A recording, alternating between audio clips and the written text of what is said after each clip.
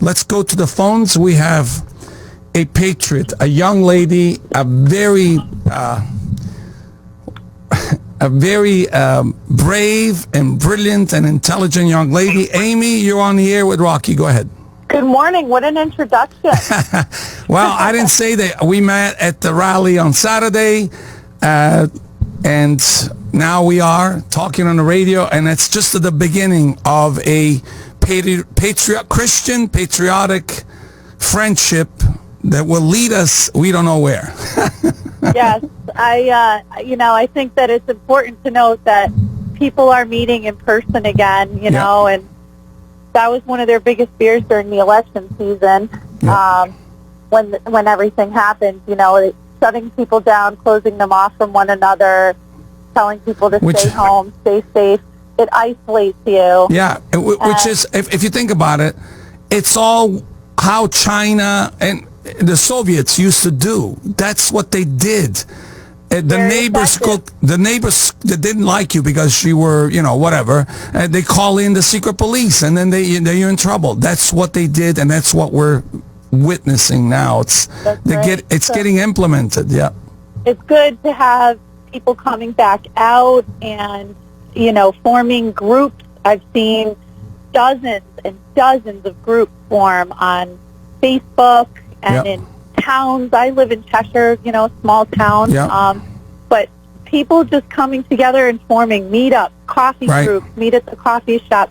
And you wouldn't believe the exchange of ideas. Of course. That's taking place. The stories are mind-boggling. I just started pressing record, and I'm like, just talk, because I can't even write this down anymore. It reads like a script of a bad sitcom. Yeah.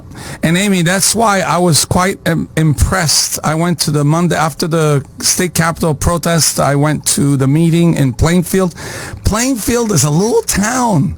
They're making steps. They're becoming like giants. They're bringing in speakers that are like-minded, like Marjorie Taylor Greene, which is going to be a pleasure to meet. And if you think about it, it's the tiny little towns and the little get-together that are doing the jobs. Right. It's like the revolution. It's 3%. Yeah. That's all it takes, Yeah. The United States had a revolution because 3% of the people said enough is enough. Had enough. Yeah. And were willing to go out and get the other 97%. Right. So if we have to do it, that old expression, how do you eat an elephant? One bite at a time. There you go. So it is like a giant, overwhelming task, it feels. And time seems to move exponentially fast, especially if you're a Christian and you are, you delve into the Word and you know what's going on spiritually, what's happening. It's a battle of good versus evil. Oh, man, I've been 6 years on the air. That's all I've been talking about. It's hard for people to grasp unless you really... People like you are the superheroes, the cape, the guy with the cape, because we need people that have a loud voice. And that's one of the things I keep hearing at the testimonies that was done before the Conservative Caucus and the rallies. People are talking about, get loud. That was one of the phrases. Please, we're begging the House of Representatives, we're begging the senators, get loud, be our voice. Say what we're saying, divulge what we're divulging. Talk about our stories, losing a job. I mean, I sat with a young woman last night who's a single mother. She's a nurse at Waterbury Hospital, and she has a daughter. She's a friend of mine, a neighbor, close neighbor. And she was saying how, she's gone through hoops to submit the religious exemption. And the paperwork, and she does everything. They tell you. They tell you in writing. You have to do this, this, and this. My wife, what a waste of time. My wife, my wife submitted. Yeah, my wife submitted a request for religious exemption, got denied. Her last day on the job was Thursday. Thank you very much, Democrats and rhinos. Right. Why don't they just say don't waste anybody's time, paper, money, or energy? I mean, why bother? It's theater. It's all right. They want to appear like you got a chance. Yeah, right. It's Right. all theater, and it looks good on a website, and then they get people to apply for jobs, Yep. and then they're desperate, and they say, well, it's conditional. Yeah. It's conditional. You have to get the vaccine to work here. Well, So that, to me, is the most, in the most recent weeks, that has really lit a fire in my belly, that a single mom, Yep. an average person, Yep. is trying to go out, make an honest living, get up every day, work 40 to 50 to 60 hours a week, and they're told, sorry, go home. Oh, and you can't collect unemployment either. I know. You see, That's worse People than that don't- communism. At least in communism, they pay you to stay home. people that don't belong here, they're getting everything for free for years because they want their votes. And people like my wife or your neighbors or your friends who have worked all their lives, bore 4 children, 4 United States children. Every one of them is graduated with summa cum laude from a college. She don't get nothing. Wait, She don't get nothing. And who's going to pay these bills for? This woman's a nurse. She went to school to earn a degree. She was promised the American dream by the government. Amy, we'll fix this. We will fix it. I promise you. By the way, you said be loud, be a voice. How was my voice at the state capitol on Monday? Oh, my gosh. You were in the same situation as me. I was home sipping tea, sucking on lozenges. Oh, my gosh. We were loud. We were loud. And, when truth comes out, falls off the lips of a believer, it goes from our mouth to God's ears. It's not falling on deaf ears. I know that. That's right. Remember when I approached, I saw that everybody was quiet around 9:30, and I said, Patriots, what's the matter with you? Wake up. You taking a break? Yeah. Did you get coffee today? And everybody went crazy. So, Amy, tell my audience a little bit about you, what you do. You are starting a movement, obviously, albeit not in our neighborhoods, but that's okay. Cheshire's not that far. So one of my biggest passions is raising my 4 children in Cheshire, and that was the impetus for me to start Parents' Choice, which is a group here in Connecticut, but it has kind of gone national. I have friends and family members and things that belong all across the country. People are writing us with concerns about parental rights. Yeah. So that's kind of been the voice that I've been projecting the loudest, I guess you could say. Right. In my previous life, when I lived in Boston, before I got married and had children, I was a publicist. I worked in public relations for a high-tech firm. Yeah. I was one of the millennial graduates. I was a graduate of Salve Regina University, graduated year of 2000. Wow. So we were the millennial class. Yeah. And then I was recruited out of marketing and public relations to work in pharmaceutical industry. So I actually worked for Pfizer. No kidding. In Boston, yeah. How coincidental. And I sold a coronavirus vaccine for them. Oh my gosh. For puppies. Typically what these companies will do is there's 3 phases of their trials. The first is mice, lab rats, guinea pigs. Yeah. The old joke, I don't want to be a guinea pig, blah, blah, blah. They do that first. If that succeeds, then they move it on to other animal trials. In this case, it was a coronavirus vaccine that they were using in dogs. And so I was selling it to veterinarians, and the veterinarians didn't even want it. They said it was such a benign illness that the dog had a better shot at just letting its own immune system take care of it. Yeah, so they removed it from the protocols for the vaccine. They took it off of the recommended vaccine. It was there if someone required it or wanted it, but they weren't giving it as a standard of care. Right. So I worked in vaccines. I understand serology. I understand immunity. That's what kind of was, sometimes it's a curse to know too much. Right. Because when all of this started to happen, I was like, wait a minute, this is moving at light speed without data, without multi-center, placebo-controlled, double-blind trials. They are just taking this innovation and injecting it into people and then waiting and studying it. So these are the trial participants. The people that are getting it right now are the first line of trial participants.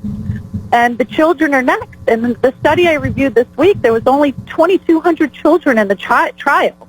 I mean, to give a widespread mass vaccination, meaning every kid, every school-age child or whatever, a vaccine, and not have a trial here in Connecticut where we have Yale, and we could say, wait a minute, before we make this mandatory, we have one of the best institutions in the country, in the world, to study this and to have a properly controlled study where you have, I'll put my kid in the placebo group.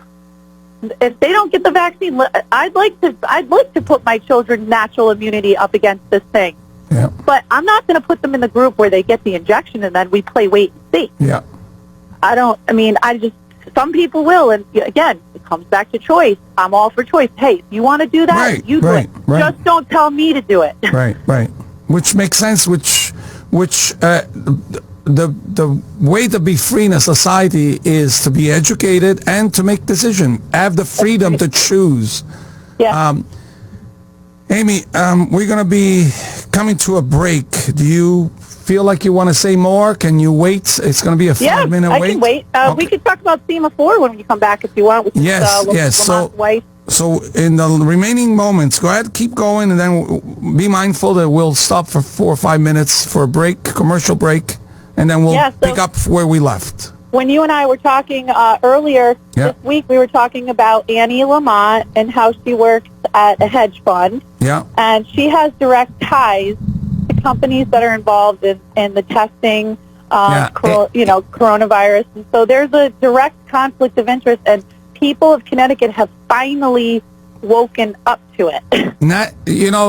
Amy, not even the perception of conflict of interest. Never mind conflict of interest. The perception shouldn't be there. These people are crooked. They've been doing it forever, and the people have to pay. It's all they want, people to pay. They fully anticipated that this was going to become a problem at some point. Yep. And right when he took office in 2019, they established an ethics statement. So they knew they had to overcome this objection. Like, wait a minute, this person is going to be leading our state with all these national health centers that we have. And it's obviously a conflict of interest. They admitted it. Amy, forgive me. Please stay with us. We'll continue to talk to Amy after the break. This is Rocky. We'll be right back.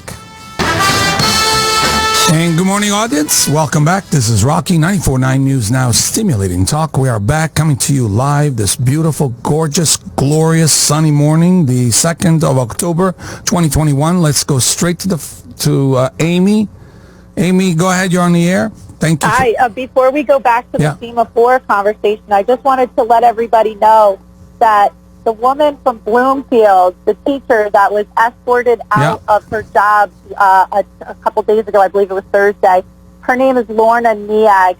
She's going to be at the Four Corners of School Street, and she just said Four Corners, School Street, Bloomfield, 10 a.m. So if anyone wants to go drive to Bloomfield and join her and give her a voice, they're going to be outside protesting her being walked out because she doesn't her career because she doesn't comply. Yep. Amy, before we forget, please tell the audience how they can get in touch with you. A lot of people are concerned about their children. If there's a website, we have a group that you have to search for called Parents' Choice, and you can find me that way by requesting a membership into the group. I recommend friend requesting me first because we have to vet everybody that comes into the group. Right. So my name is Amy and my last name is Bourdon. You can find my Facebook page. A lot of the stuff that I post is set to public. Right. And you can friend request me. Just say in an instant message, you heard me on Rocky and you're like-minded, and I'll accept the friend request and we'll get the relationship going. Very good. And it could be anywhere in Connecticut. Actually, there is no. We have a lot of listens from Rhode Island and Long Island. That's okay, right? Yes. Yep. Okay. That's absolutely okay. I grew up in New York, so I have a lot of friends in New York and New Jersey, and like I said, from college, I have friends all over the country that have joined the group looking for assistance. Connecticut is out front of this stuff. So California just mandated vaccines for school children. Yeah. We expect that Governor Lamont Yeah. is going to echo that and be the next one to go. It's almost like a race for these Democratic tyrants. Oh, yeah, yeah. Who's Because I was the first to do it. I was the second. I was the third. They want a trophy. they give each other plaques as to abuse their own people first. Yes. Yeah. Tell us, continue a little bit about that information that you were sharing. Okay, so Annie Lamont, she has a hedge fund that's $1.9 billion portfolio. It's called Oak, like the tree, HC-FT, which stands for Healthcare and I believe Financial Technology. So it's a venture capital firm. Yeah. They invest in healthcare information and the healthcare industry and financial services technology. Right. They invest in everything from drug discovery to things that help the Medicare system, you name it. Testing is one of those areas. So he is directly benefiting by the mandate. Yeah. That we must test. The longer the mandates go on, the longer Ned can require people to get tested, the longer the venture capital firm has the ability to just harvest all of this money. You can't make this stuff up. If a Hollywood screenwriter wrote something out there, she said, my gosh, look at these people. So I'm in the process of getting the ethics policy that they drafted. I want to see it. I want a copy. I want to read it. And I want to know how he is not in breach of that. That's right. So, Amy, the name of the company is SEMA4. SEMA4. And this is the kind of stuff people need to be tweeting about and posting about and get everybody talking about it. That's right. Amy, you will be joining me on the 23rd of October in Plainfield, Connecticut. Yes. Amazing. Marjorie Taylor Greene. Yeah. And somebody, you and others, hopefully will be helping Rocky because he needs a little help with computers and websites or whatever so that we can launch a little more influential Rocky because we got so many ideas for you. Your face is just, I could make a logo just out of your smiling, grinning, patriotic face. The mouth, the big mouth is there. Now we need a big impact online, correct? Yes. All right. Yep. Amy, we'll continue the discussion. We are getting other calls. As a matter of fact, I told a couple of friends that are very gifted in talking about the SEMA4 stuff to call in, so I hope they do. Okay. And it was awesome to talk to you. And I look forward to the 23rd, and I'll be calling in again next week. If you don't mind, once more, Amy Borden, right? Amy Borden, Bourdon. Yeah, Facebook page. Send her a friend request. She'll check into a few things and then tag me in things that they want me to see and look into and investigate. Very good. All that jazz. All right, Amy, you are a patriot. You are a follower of the army of Christ for good against tyrannical powers, and we know who they are. And it was a pleasure, and this is just the beginning. You're not going anywhere. You wait and see. God bless you and keep you, and I'll be listening. Thank you, Amy. God bless you. All right. Goodbye. Folks, this is how it's going to happen. The more they abuse us,